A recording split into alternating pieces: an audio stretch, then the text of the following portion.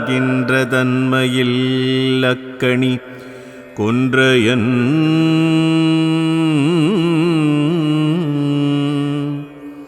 வேகின்ற செம்பொனின் மேலணி மேனியன் போகின்ற சீவன் புகுந்துடலாயுளன் ஆகின்ற தன்மை செய்யாண்டகையானே ஆகின்ற தன்மை செய்யாண்டகையானே